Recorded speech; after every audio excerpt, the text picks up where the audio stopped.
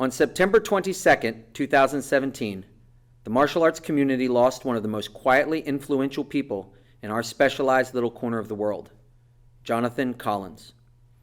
To the martial arts community, John was a master teacher of various disciplines and skill sets, an overwhelming presence that taught self-defense, sport, and art with equal mastery and depth. He encouraged his students to meet, train, and grow from other masters. His students would go on to found schools of their own, spread around the world teaching, innovate great new avenues of both training and thought, and perhaps most importantly, create a worldwide organization of men and women who share and train the art of Tang Bando. To me, he was my next-door neighbor, my teacher, my friend, a father figure, and ultimately family. I am one of John's students. Astonishingly, there are those inside the American Bando Association itself who know almost nothing about the man. Let me introduce the world to my teacher. To really know John, you need to know one thing. He never compromised. Ever. In 1966, at Montgomery Junior College, Maryland, a man arrived at the base of some stairs in a wheelchair. He had been in a horrific motorcycle accident, and there was concern that he would never walk again. But he was a man who never compromised. Ever. He crawled up those stairs, leaving his wheelchair behind, and began to study Bando with Jeff Wilcher and Bob Maxwell, both who would go on to become Grand Masters in the American Bando Association. In 1969, he was also a champion collegiate gymnast for Towson State University. In 1970, he earned his first level black belt, and in 1973, he founded the Catonsville chapter of the American Bando Association. He was also studying Tai Chi and other arts at that time in an effort to be a well-rounded martial artist. In 1976, the man who had once been confined to a wheelchair was a member of the unbeaten American Bando Association kickboxing team.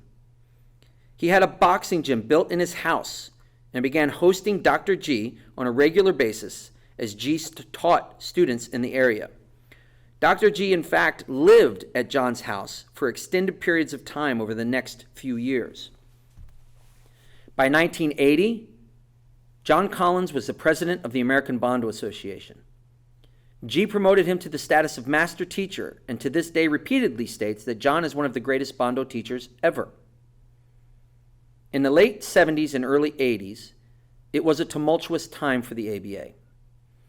In 1983, John left the ABA over personal differences with Dr. G, but he was not done with Bando or the ABA, not by a long shot.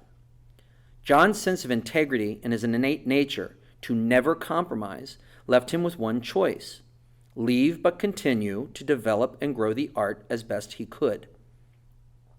In 1986, John went to Europe and introduced Bando to France. He was also a guest instructor at the Olympic boxing camp in Lake Placid, New York that year.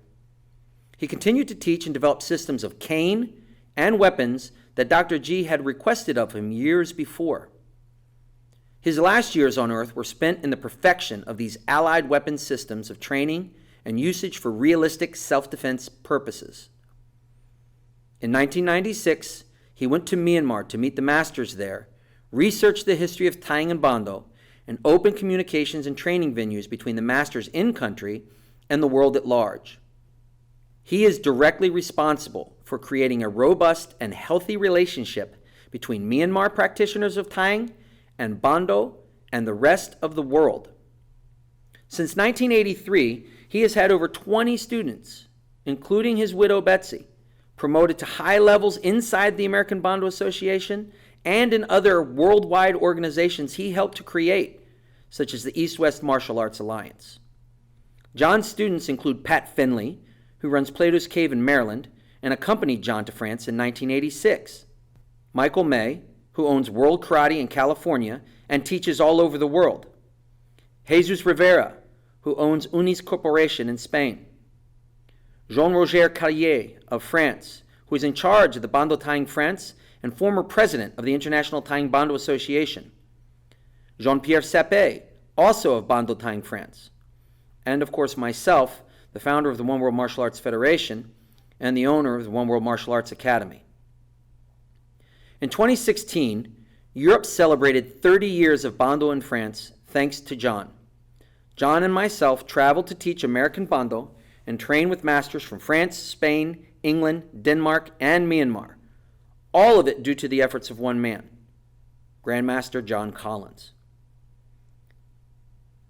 My personal reflections about the man that I called my second father. John scared people. John saved people.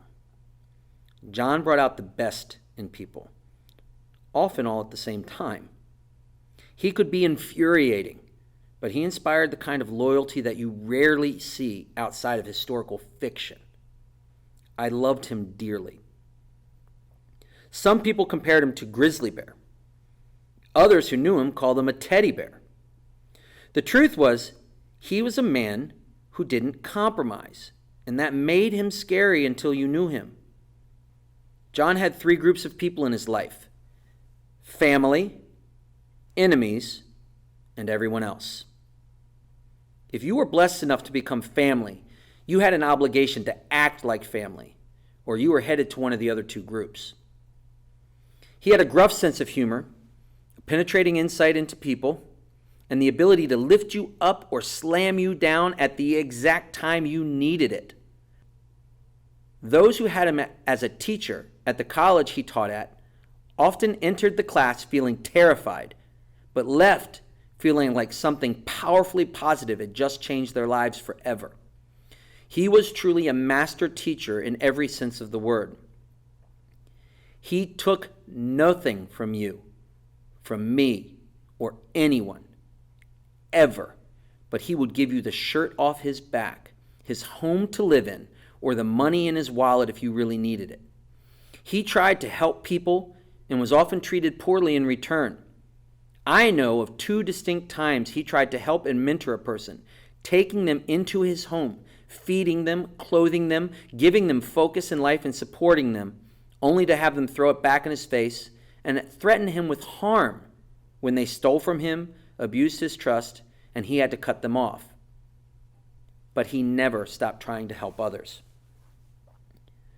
And then there was that time he took in an entire family of refugees and gave them a life in this country. I was over his house often in those days, a little kid, helping a Vietnamese family learn English so they could go out and try their luck at the American dream. The memory is fuzzy, but I think there were 7 people living in his house from that family for months before they began moving out into the community. This was a grizzly bear that was also a giant teddy bear.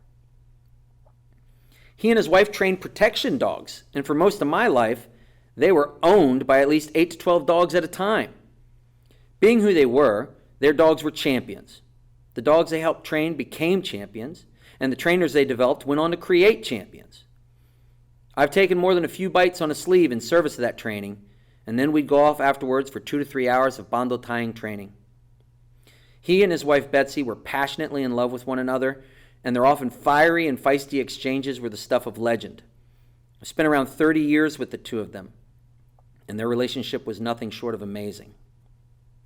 He has been called the keeper of the gates with regards to Bando knowledge.